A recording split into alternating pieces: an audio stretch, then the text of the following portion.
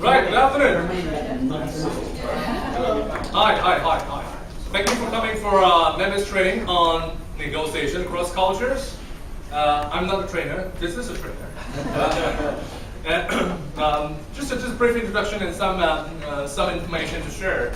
The notes, the PPT, can be sent to you if we have your email contact, so you can give us one of the email your name cards, and we can actually send over the PDF version of the notes over to you within the next couple of days. So you don't have to take down all the notes, you don't have to use your phone and take all the slides pictures. It will be sent to you. Talking about cultural issues, right? That's one. Number two is some background of as a company what we do and what are the things we provide for companies. Company we belong to. If some of you have seen the name cards, the company we are is Directions Management Consulting. What we do is we help the people in the companies to achieve better results, or rather to help companies achieve better results through the people you have. And that covers a range of leadership, sales, and team development. Right, so for today we have our very senior consultant, coach, and trainer. You know he's very senior by the white hair. Mike and I have a problem with that. So Greg Whitehorn. Just some background information about what Greg does and why is he qualified to talk about negotiating across cultures. Greg is native of Arizona, Phoenix, Arizona, or something like that. Phoenix, Arizona. He arrived in Shanghai in 1985. How many of you are not born yet? Right. So Greg arrived in Shanghai in 1985. Guess what? To actually do the negotiations and the project development, project management of this very building, the Shanghai Center. And in fact, the Chinese name for the Shanghai Center, Shanghai Shangcheng, has been coined by Greg himself. Wow. Right. Between now and then, Greg has been through many permutations. Has been through the deputy general manager of the Shanghai Center way long ago, since '85, and when the building was completed. And then he went on to being the VP of sales and marketing for a company called Seagram's. Some of you may not have heard of it now. It was the world leader in spirits and liqueur sales. 洋酒行业. So that's that. The company has been sold and it now evolved mainly as Pernod Ricard. Some of you may have heard of Pernod Ricard. Right? And then Greg went back to the States for some time, and 2 years ago he came back to China. Right? And by the way, Greg, we mentioned that Greg arrived in Shanghai in 1985. Make a guess, when did Greg learn to speak Chinese? Make a wild guess. This is getting very embarrassing. Right, so Greg first learned to speak Chinese, or first learned Chinese in the States in 1968. Right, and in 1975 he actually got a scholarship to learn further Chinese in the Stanford Center in Taiwan. That's 1975. So in case that you really don't like the way that Greg trains you, please don't utter the words 死老外, because he knows a lot of Chinese, and he can even speak a little bit of Shanghai. So be careful, be very careful. So without further ado, in terms of negotiating across cultures, can we have warm welcome for the Greg Whitehorn? Thank you so much for coming. Those of you who know me, know my cultural orientations. It's not that. I tend to be a little more low profile. It's true. I came here. Was it Patrick? You've been here how long now? 4 years. Oh, you're Patrick. I'm sorry. 2 months. 2 months. So I talked to some people here in the room. Some have been here 4 years, 5 years, 2 months. We have some Chinese people here as well. Some from Qingdao. There we are. I came here for a 2-week business trip in 1985. It was to negotiate this project. And 2 weeks became 3 weeks, became 4 weeks, so it became, before I knew it, 14 years. So be careful, if you're on a 2-year assignment, it might end up being a 20-year assignment. But my most exciting cross-cultural negotiation was my very, very first one. I was 9 years old, and my parents took me to Mexico. Tino's from Mexico. We were in San Diego traveling. We went down across the border to Tijuana.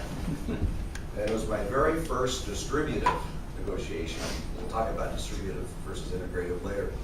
I was just a little kid, and I wandered away from my parents, and I saw this beautiful chess set made out of beautiful polished stone. And I couldn't speak Spanish, but I knew cuánto, which means how much, ocho. And I looked at that, and I just looked at this elderly Mexican gentleman, and I said, cuánto, how much? And he said, $25 in English. Whereas I'm 9 years old, I've got $8 in my pocket. 50 cents an hour at 16 hours of working.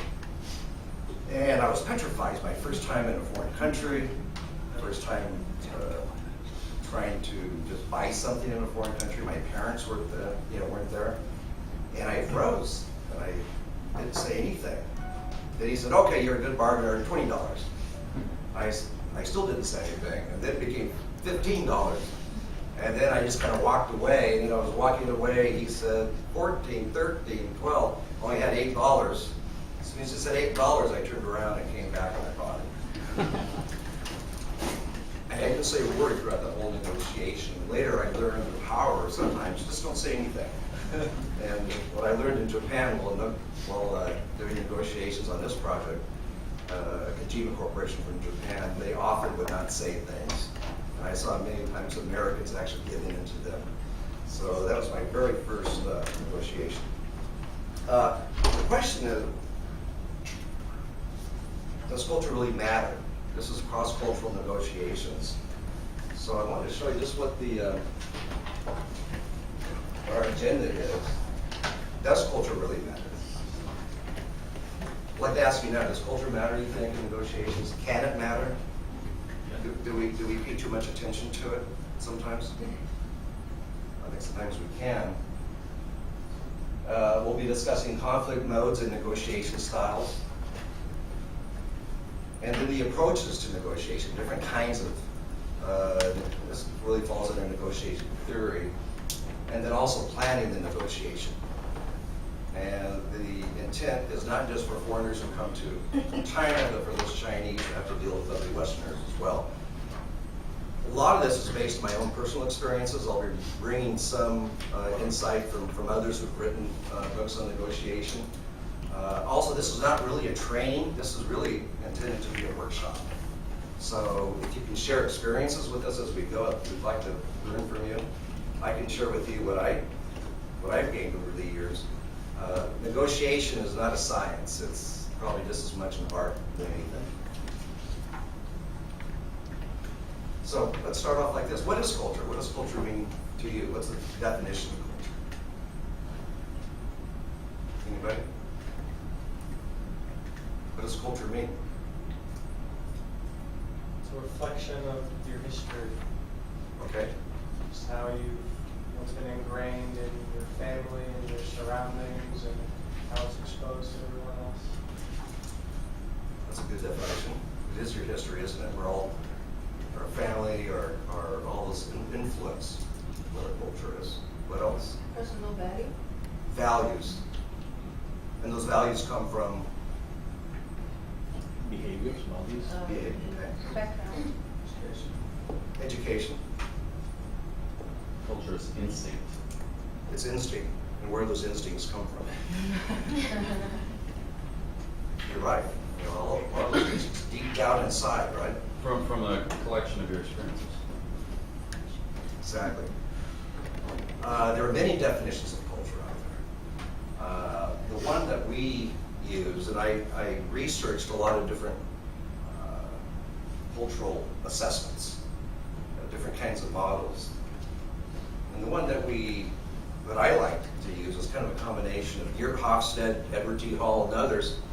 And this is the definition, the complex pattern, very complex, very dynamic pattern of ideas, emotions, and behaviors that tend to be expected, reinforced, and rewarded by within a particular group. Now, key word here, my pointer doesn't work, by the way, no battery. Tend is the question. You can't generalize when it comes to culture. Everybody here is aware of the difference between stereotypes and generalizations. A stereotype is what? What's a stereotype?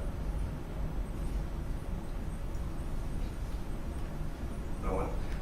A stereotype is a statement about a particular group that is an absolute statement. All Americans carry guns. Actually, I was in Suzhou last month, and this lady at a store said, "Is it true that all Americans have tanks?" I said, "I don't know about all, but we have two at home." But she didn't laugh at all the Chinese laugh. I didn't mean to make fun of her. A generalization, though, is important. Generalization is actually, it's a hypothesis, it's a question. Most Americans tend to be direct. I wonder if he is. Many Japanese seem to be very indirect. I wonder if he is. Don't assume that that person is indirect or direct. But I think it's a good starting base. We'll be discussing some of these cultural orientations. And then, but you need to kind of step back and ask yourself that question. Before we talked about sources of cultural influence, education, history, values. The model that we use, like I said, is the cultural orientations model, but there are many influences of culture. National culture. Just now I talked about Japanese, Chinese are a certain way. Certainly you can make a generalization about that, but because culture is so dynamic, so complex, don't jump to conclusions because there are other influences. Post-culture. That means, as an American, I've lived in China off and on for 30 years. I've been influenced by China, for sure. In my heart, in my core, I'm still American. But because I've had to switch styles and adapt to a Chinese way of doing business, I've taken on some of those attributes myself. Functional culture. I was in Scandinavia last summer. The Norwegians think the Swedes talk too much, which is true to some extent if you generalize, but it depends which function. The R&D people in Sweden are much more quiet than the business development people in Finland discovered. All that makes a difference. Corporate culture makes a huge difference as well, where you work. Next month, we're doing a cross-cultural facilitation for a company in Suzhou. The GM is Suzhounese. He's worked 20 years with a European company. His staff, he's got a German, he's got an Austrian.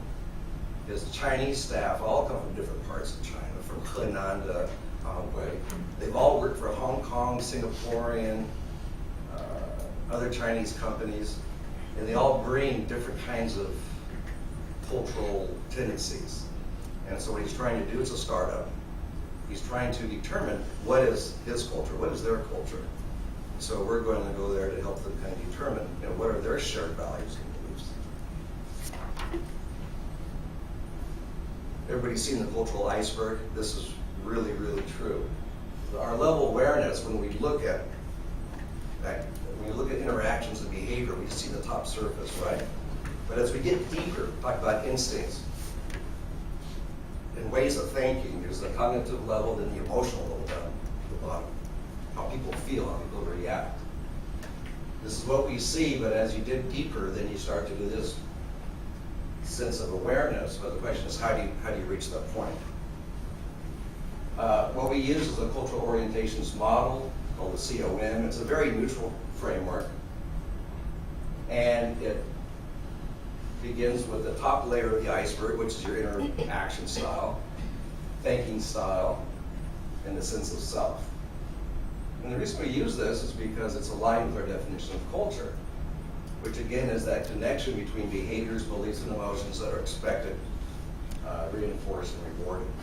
You know, an example is, as an American, if you apply for a job and you shake hands, how do you shake hands? Firm. Eye contact? Sure. Right to the eye, correct? Why? It's expected. It's reinforced. And when I was a kid, my dad said, firm handshake, look in the eye. And it's rewarded, because if you were to apply for a job, most likely the employer would, react to that. In some Asian cultures, would that be expected, reinforced, and rewarded? Maybe not.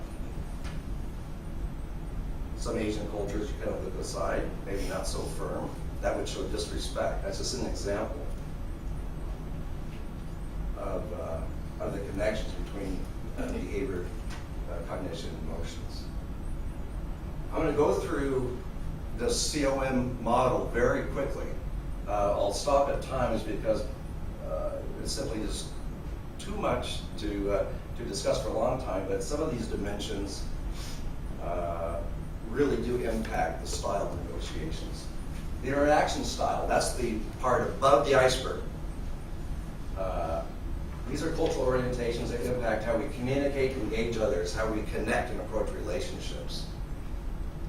And there are 5 to 6 orientations or continua under each style. Fluid, fixed, being, doing, indirect, direct, instrumental, expressive, informal, formal, and particularistic versus universalistic. Fluid, fixed, how we prefer to use time. How would this impact, do you think, a negotiation or an interaction with a different culture? Do you think Westerners tend to be more fixed or fluid? Fixed. Fixed. Asians? China?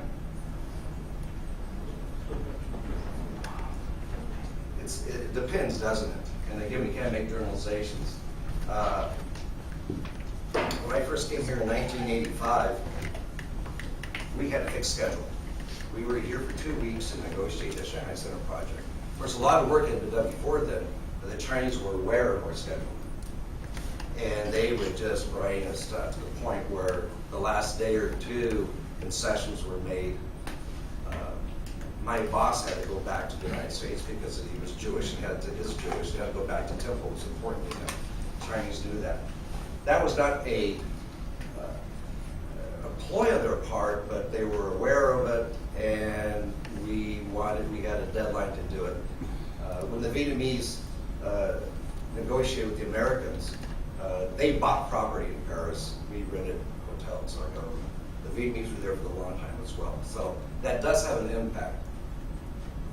By the way, I later learned this technique, and it wasn't just because of time, it was also because it was a means of coming up with different ideas. But I would take the Chinese government and partner over to Hangzhou. So we're not going to leave Hangzhou until we finish the negotiation. We got them out of their comfort zone, which kind of gave a little bit of pressure to them. Being and doing, how we balance relationships and tasks. This is really important. Doing is the tasks that have priority, tasks that are independent of relationships. Relationships are nice to have, but not essential. How do you see Westerners in this regard? Doers. We're doers, aren't we? Very task-oriented. In China, relationships have priority, but this can change too. I mean, when we, again, look at the influences of corporate culture. Don't make the assumption when you're negotiating with a Chinese. He may have worked for a high-powered U.S. company. Maybe he lived in the United States for a long time. It's possible that the Westerner lived in China for a long time, and that relationships are really important to him. You notice too that there's a continuum here between very strong, and mild. When we do the assessment, there's 5 questions for each continuum. If you answer 5 in the being category, you'll be very strong. If you answer 4 out of 1, you're strong. If you answer 3 out of 2, you're going to be mild. When you're mild, that means you can kind of switch back and forth without too much stress. When I first came to China, I was very, very strong doing. I've somehow kind of slipped down to mild, meaning I discovered the importance of relationships. But being mildly doing allows me then to switch to the relationship side. Indirect, direct. This is how we prefer to handle conflict, disagreements in the sport. Again, what is your feeling in terms of Westerners? Definitely direct. Can you share some experiences yourself in China where this has kind of worked for you or against you?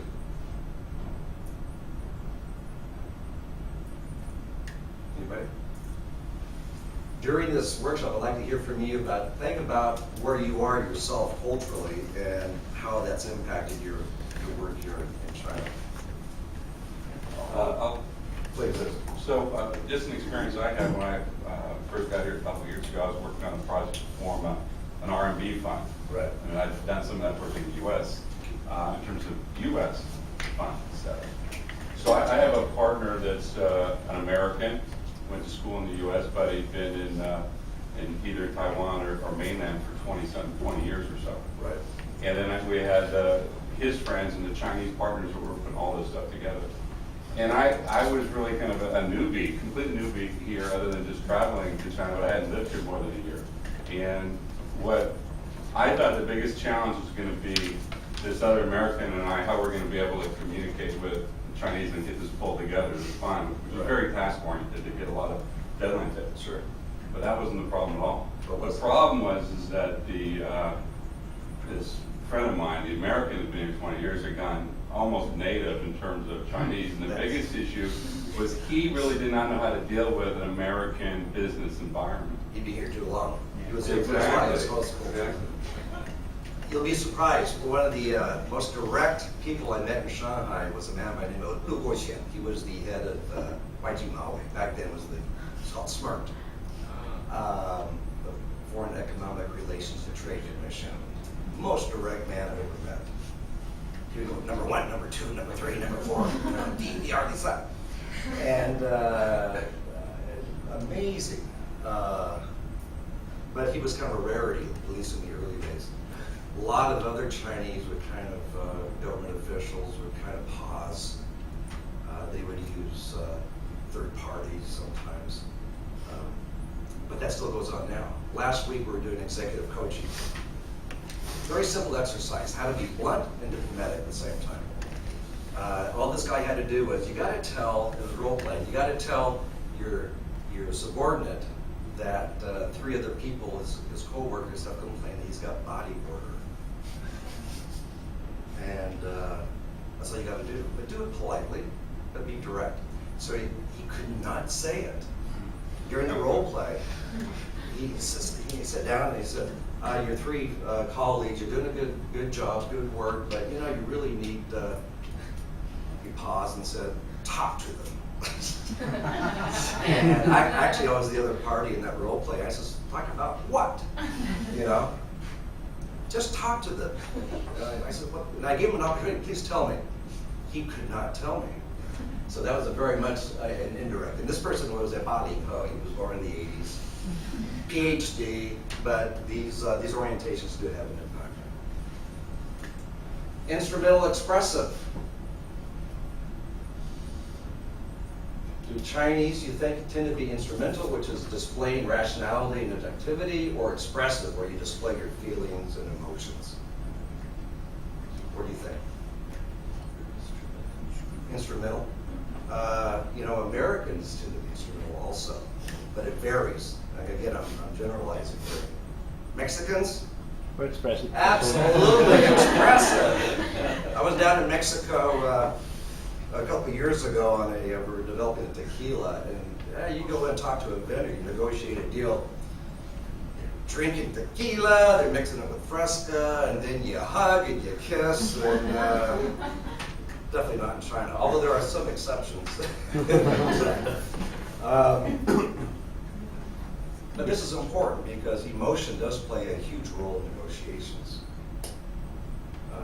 Our Chinese partner on the Shanghai Center project, a man by the name of Song Hua, came here in 1949, liberated Shanghai. Good friends with Wang Dahan.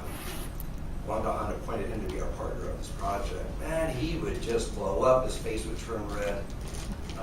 He would yell and slam on the table, so that did affect our negotiations at one point. Informal, formal, this is how we prefer and experience etiquette and protocol. Also, another huge impact.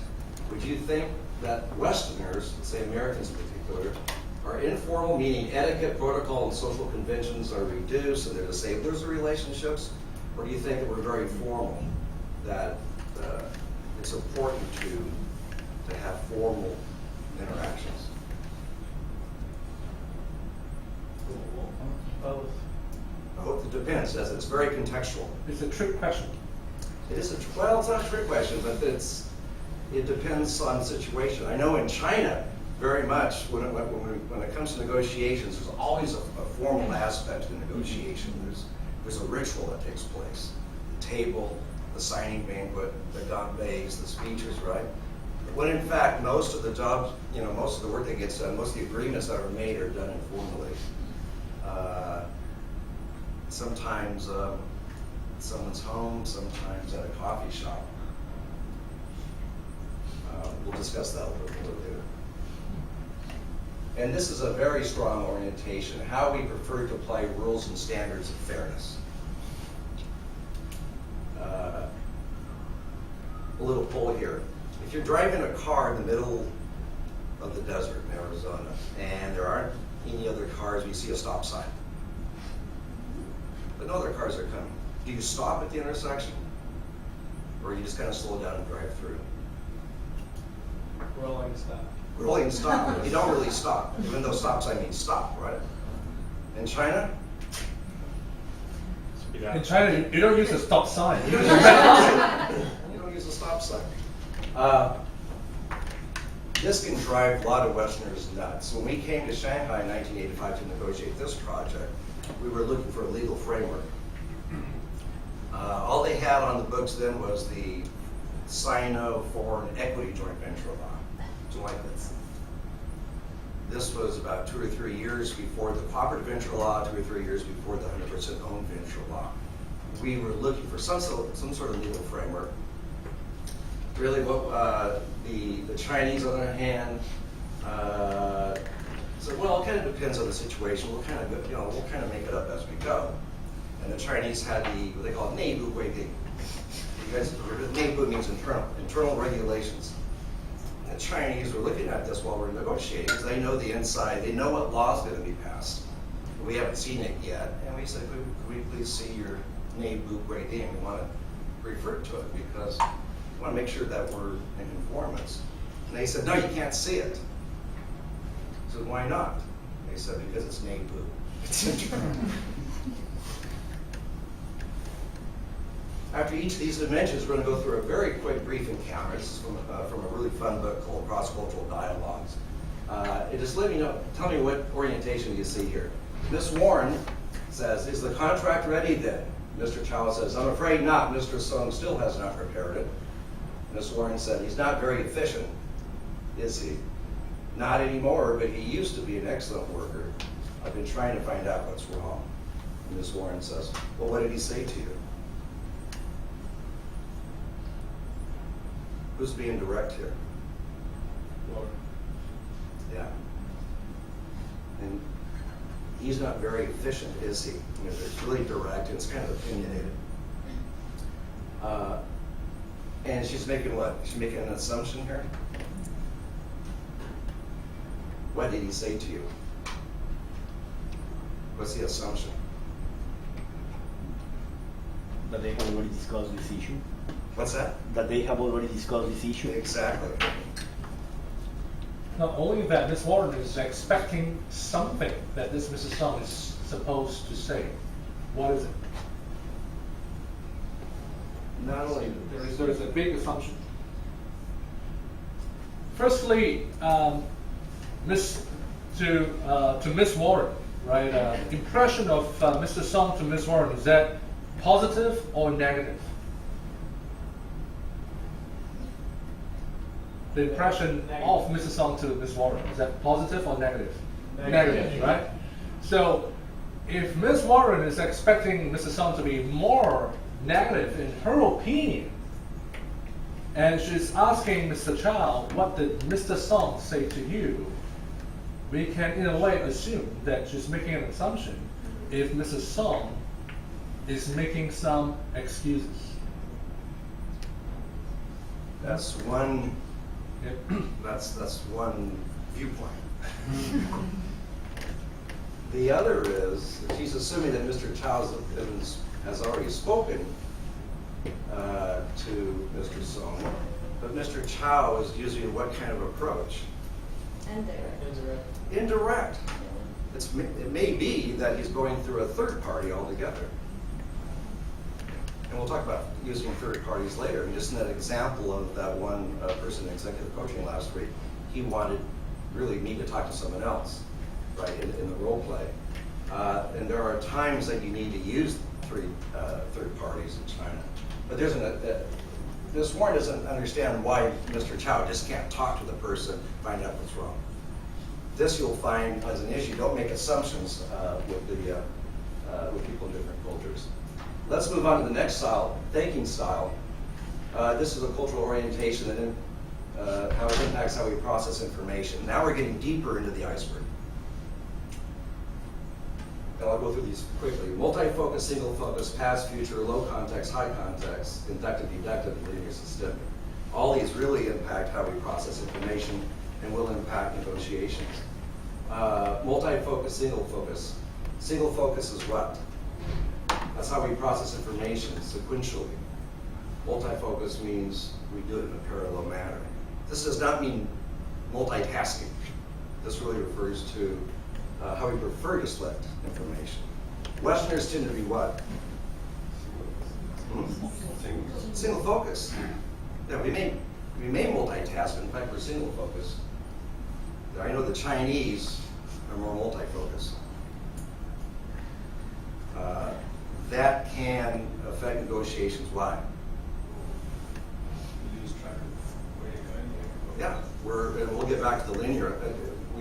Westerners tend to be very linear. Chinese more holistic, which is actually another orientation, but it's very similar to this. Which means they'll jump around a lot in negotiations. Excuse me. Past, future. I'm not going to discuss this too much. This is a reference to vision of the future and innovation objectives. Past is reference to historical development. Mexico, would you say more past or future? Yeah, well, the government is anchored in the past, I think. Yeah, From more longer traditional cultures are Yeah. a little more. I know in France, definitely past. But again, that's a generalization. I was in France negotiating with Martel Cognac. For them, it was the heritage of cognac, 1716. In Mexico, of course, a long tradition heritage as well with tequila. The Chinese also, but this is changing. We did this COA with a company, it's a large U.S. company. They're Asian executives, and it was split down the middle. So that's actually changing quite a bit. But depending on the person you're negotiating with, it's good to know what is his reference. Is he past oriented? If so, then you may need to address that. If he's future oriented, then you kind of switch to that style. This is one of the biggest ones: low context, high context. High context meaning you need a lot of context to understand what the other person is saying. That the meaning is implicit. It's not so much what he says, but maybe how he says it or he doesn't say it. Low context cultures are those where meanings are very explicit. You say what you mean, you mean what you say. When you think of high context, which culture do you normally think of? Chinese is very high. What's the most high context? What's that? Chinese. Japanese. Japanese. There's a book on negotiating with the Japanese, meaning that says, never take yes for an answer. There are many, many ways to say no in Japan. But no is not one of them. But we Westerners like to be very explicit. Inductive, deductive. This basically, inductive is specific to general. Data in specific cases reveal the underlying principle. This is something we do in the West. Actually, the Chinese are very much this way too. They look at precedent, cases. Deductive is general to specific, meaning you've got a basic concept, perhaps a model. The Japanese are about 50-50 when it comes to this. Again, this will affect your negotiations, orientation, in terms of how you go about explaining an argument to them or trying to persuade the other party. This is a big one, linear versus systemic. Systemic is a holistic perception, focus on the big picture, whereas linear is focused on discrete components, cause and effect. Chinese are what? In general, holistic. 整体化 also. Linear is Westerners, has a very strong orientation. I read that the key negotiator for AMC Theaters, which was just acquired by Wanda, Italia, kind of drove them nuts a little bit. The AMC wanted to go step by step by step. The Chinese side, Wanda, wanted to look at the big picture first. All these little minute details are important, but let's don't go one by one. So the AMC side had to adapt to that, step back. Of course, now they're learning Chinese, they're studying Chinese culture, they're taking on a more holistic approach in their dealings with Wanda. Okay, here's another quick brief. Ms. Young, we will charge you $5 per unit if you order 10,000 units. That's a good price, Ms. Young. So you accept the price? It's very good. Great, let's talk about a delivery schedule then. Was that a good price? When Mr. Kawabata says that's a good price, Ms. Young, what's he saying? He's saying For nothing. her. What's that? I could do better. He's not agreeing to it. Like maybe a bad price. Which orientation is this? Yeah, very high context. If you were Japanese and you heard that, you'd be very clear. You know, oh, that's a good price. Oh, sorry. Of course, Miss Young, to her credit, is trying to what? What's to confirm? She's reframing, confirming. So you accept the price. And he's probably thinking, you idiot. So he says, it's very good, which means what? It's very bad. And so she makes that assumption that she wants to move on. Sense of self is the last dimension. Now we're at the bottom of the iceberg. This is the emotions. This is how we feel and how we see our sense of self and our identity or motivation. Control, constraint, private, public. We'll go through all these orientations very briefly. This is a big one. Constraint. The external locus of control or low sense of empowerment. It's belief that outcomes are determined by things outside our control. There's no way out. Control means we have control over events, over even other organizations, that there's a sense of empowerment. Anybody here think of an example where you've experienced this in China at all? The problem with China is that it's got expressions for both in Chinese. On the one hand, you're saying 天意难违, it's heaven's will. Mm-hmm. On the other hand, you're saying 事在人为. Right. Two Right. opposing. So opposing. So You see this. This is again a continuum which goes back and forth. Of course, Mao, Chairman Mao was all about, yeah, we have control over our environment. But in general, my experience has been about 50-50. When we were building this project, the American construction manager, Bob Schloy, was very much control. The relevant authorities said, we have to inspect the concealed work of Shanghai Center. We have to make sure that it's in conformity with Chinese regulations. construction manager says, nope, we're pouring. You better move your shoe or it's gonna get, it's gonna get wet. Of course, the Chinese authorities were furious because of that. Me, as the China guy, I had to try to resolve it to the best way possible. So I met with the director of the construction commission and basically said, hey, by the way, we're pouring concrete tomorrow. He didn't know all the other issues down below, and he said, oh, well, that's nice to know. Thank you. So at least I was able to, in case we got into trouble, said, hey, the director of the construction commission said it was okay. But this is a very strong orientation for Westerners. They want to control and constrain. Our experience has been a lot of the Chinese want to work with bureaucracy, which is another orientation also, which is hierarchy. Yes. I was going to say, I've seen this one come up in just sort of a general worldview as well, specifically with contracts, where from a U.S. perspective, we sort of think of drafting contracts as, you're putting everything in it, right? Right. You draft force majeure and contingency clauses to provide for, we're thinking of everything, so this is going to hold you to it. Right.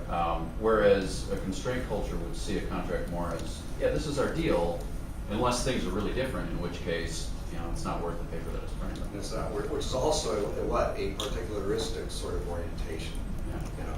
We'll adopt this if it suits us. Depends on the situation. Good point. Private, public. I'm not going to go into this too much. I think let's move on. This is just kind of interesting. Both Westerners and Chinese both have kind of a private orientation. This is huge, hierarchy versus equality. This is what Hofstede calls power distance. With equality, the differences in power are and ought to be minimized. We're all pretty much equal. Hierarchy is that there's a difference, a respect for higher authorities. Have you experienced this in China? Yeah. Any examples?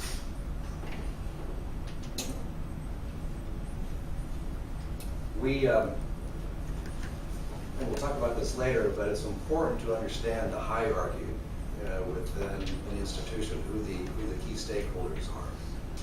Sometimes the person you're negotiating with is not necessarily the person that's making the decisions or has the power, and you have to understand their motivations as well.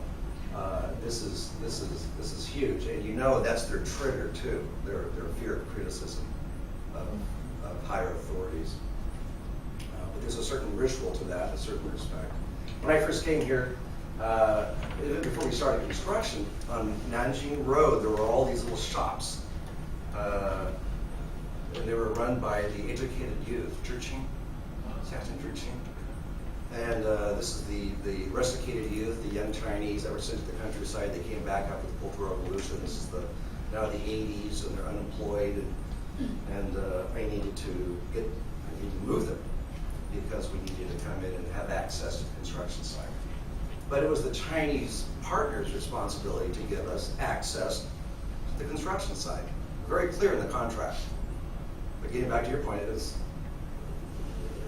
that was kind of a particularistic kind of orientation. Yeah, well, you have access. What access?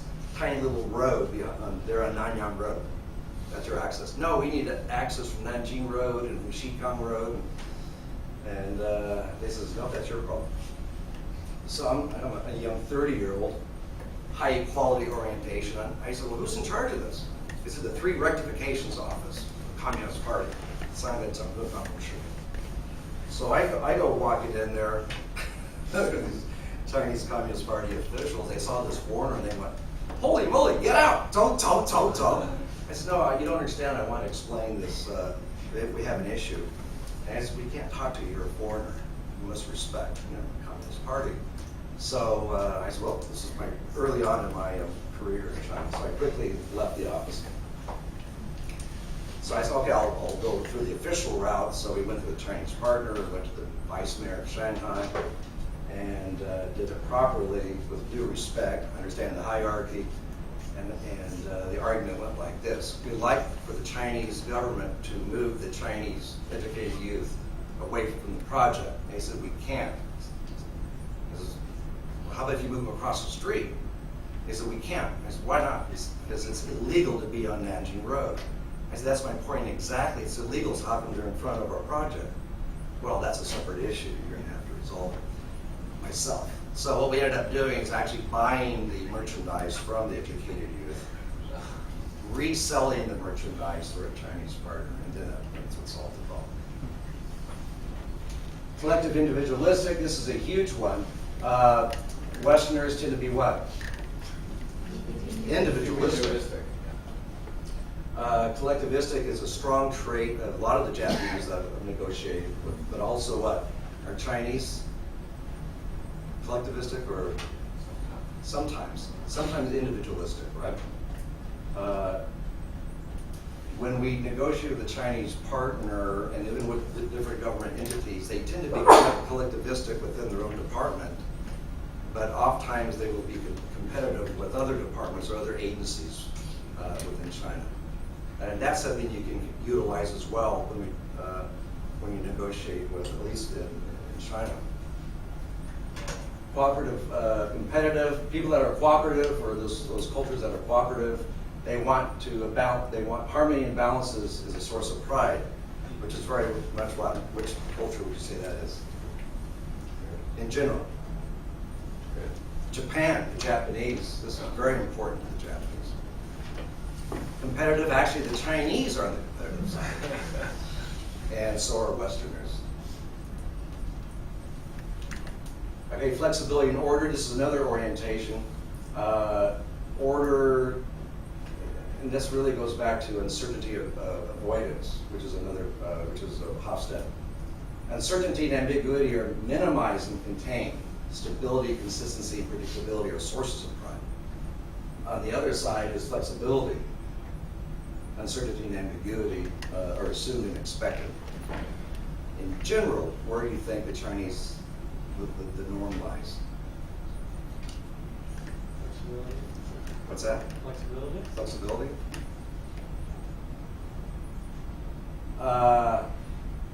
It all depends.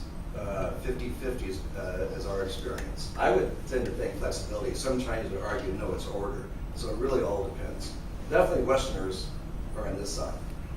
In the negotiations between Wahaha and Dan Yogurt, for sure, Zhongqing Yo, definitely very flexible. The French are traditionally what? Pretty much ordered. And that was a huge, huge criticism that the Chinese side had of the French, that they just were not nimble and flexible enough. Okay, last encounter. Jenny says, and I don't know why, I just picked these from the book, but all these tend to be American women. That was not a choice. Jenny says, how did the meeting go last night? Tomoko, it was a very useful discussion.